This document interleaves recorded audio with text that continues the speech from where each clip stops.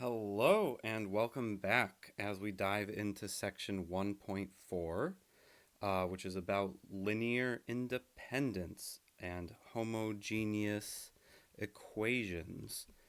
And I should say before we go into this section, I think it's not that difficult at all if you understood the main ideas of sections 1.2 and 1.3. If you feel confident about your understanding of how pivot positions affect the existence and uniqueness of solutions of a system of equations, and comfortable with the idea of the span. Like we already went over span and linear combinations and stuff in the warm ups, but we didn't do in those warm ups anything from theorem 1.2, which here it is in the textbook. So if you don't feel comfortable applying this theorem, you don't really understand what it says, maybe I recommend going back and watching the last video in section 1.2, which was about this, or reading it in the book, because we're going to be citing this theorem a lot. Anyways, let's dive into homogeneous equations. So this is a vector equation right here, which is equivalent, as we saw in the last section and in the warm-up one, it's equivalent to a linear system of equations. So this system of equations is equivalent to the vector equation, like so. And really one of these is another form of the other one. They're saying the same thing with different notation. So the thing that makes it homogeneous is the fact that you've got 0 on the right side. So homogeneous systems are always consistent because there's always a solution that is just 0. And that solution is called the trivial solution. When a non-trivial solution exists, meaning an x1 through xc that are not all 0, we say the list of these vectors, a1 through ac, is linearly dependent. When the only solution is the trivial solution, we say the list is linearly independent. Now, the empty list, a list of 0 vectors, is defined to be linearly independent as well, just to make things work smoothly, even in weird edge cases.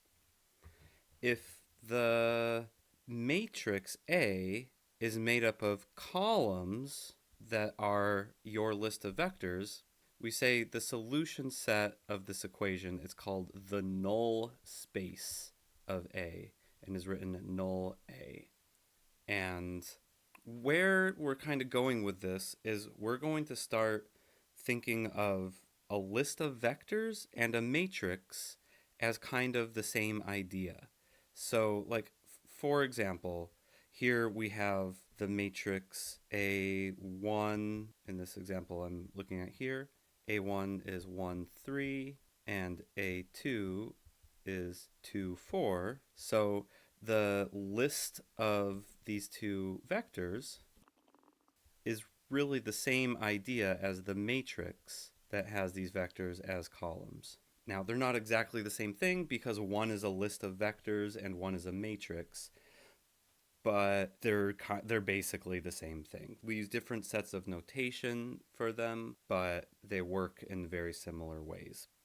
So, yeah, the set of x1, x2 that makes this homogeneous equation work is the null space of this matrix 1, 2, 3, 4.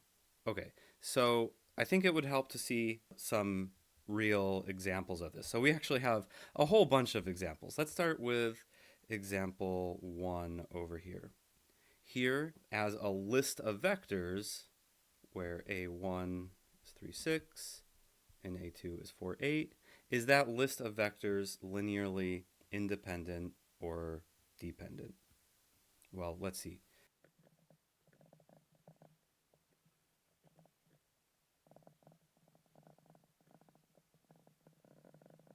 So what A is saying when we say, is the list of vectors linearly dependent, or independent, we're asking, does the corresponding homogeneous equation, like so, have a non-trivial solution?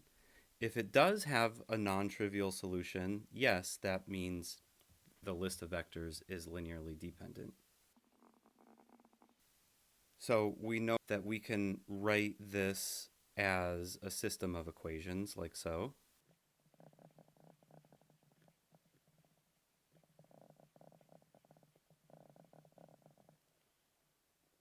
Now, you don't actually have to write this out every time. I'm doing this here just in case you haven't figured out by now why this vector equation is equivalent to this system of equations. If you just want to skip straight to here, that's fine. Anyways, we can write this as an augmented matrix, and we can row reduce it by saying this 3 here is going to be a pivot position, and we can clear away everything in the same column as that pivot position by doing -2 times row 1 plus row 2 to replace row 2. And that gives you this matrix that is not exactly in reduced echelon form, but it is close. We just need to multiply row 1 by 1/3. And so we can see we have a pivot position here, which corresponds with row 1, column 1 in the original matrix. And if you remember what theorem 1.2 says, at this point you can say this system has an infinite number of solutions because of the free variable, because of the non-pivot column. And if it has an infinite number of solutions, that means not just 0. If it was just 0, that would be a unique solution. So the answer to this question is yes, because we have a non-pivot column by theorem 1.2.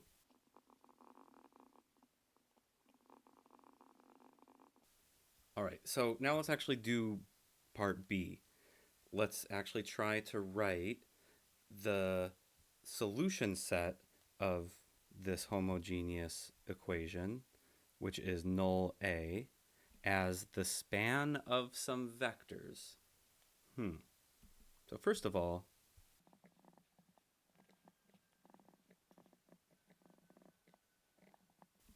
null A, the null space of A, means the solution set of this. And by solutions, again, we mean set of x1, x2 ordered pairs. And we've already pretty much solved that almost using the augmented matrix we have here. So now that it's already in reduced echelon form, we just need to write that this says x1 plus 4/3 x2 equals 0. The second equation is just 0 equals 0, which is kind of irrelevant. And the way we did this in 1.2 and also in 1.3 sometimes was to write all the variables, both x1 and x2, in terms of the free variable x2. So x2 is just anything it wants to be. x2 is free to be x2. x1, according to this first equation, is always equal to -4/3 times x2.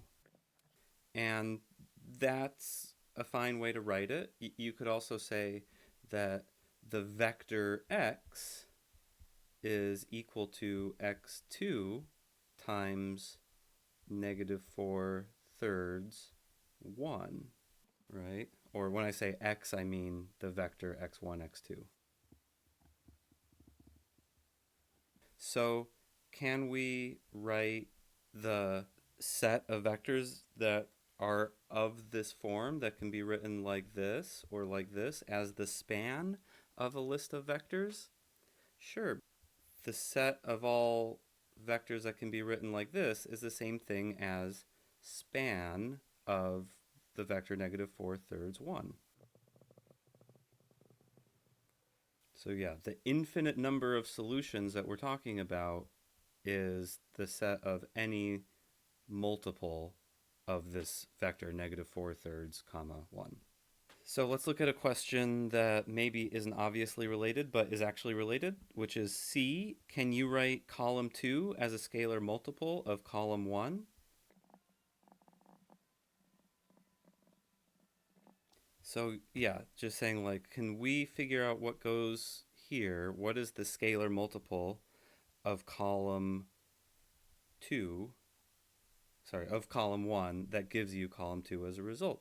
And if you think about this for a little bit, the scalar could be 4/3, because 4/3 times 3 gives you 4, and 4/3 times 6 gives you 8, so it works. So the answer to that is yes. Now, anyways, let's look at D. Is the span of A1, A2 equal to R2? Well, I feel like I'm not drawing very well today, so I'm going to take a screenshot from the book version of this.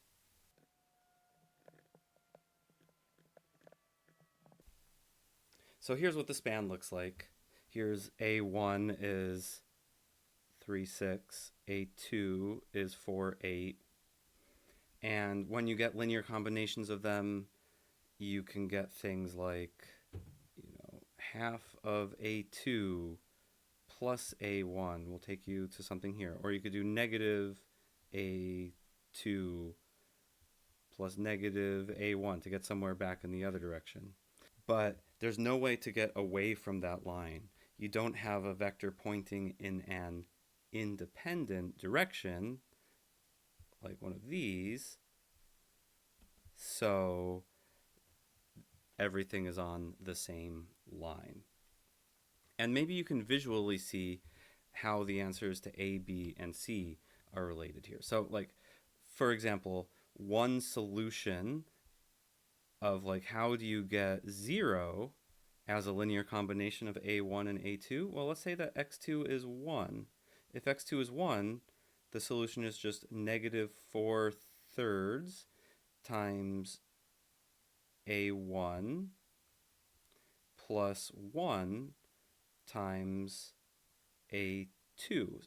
So if you do the 1 times A2 first, plus negative 4/3 times A1, that's a little bit longer than A1, that takes you to the origin.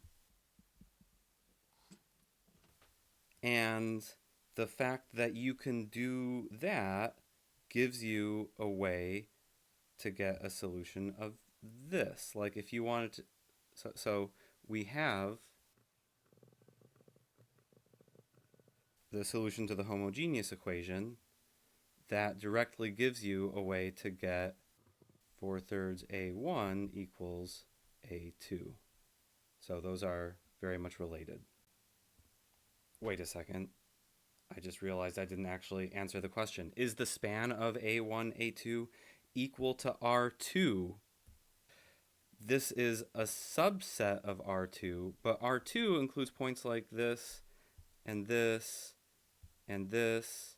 This is sort of like asking, is Los Angeles equal to California? And the answer is no, because there are parts of R2 that are not part of the span. All right. So in the next video, we'll do a bunch more examples like this, and I will see you then.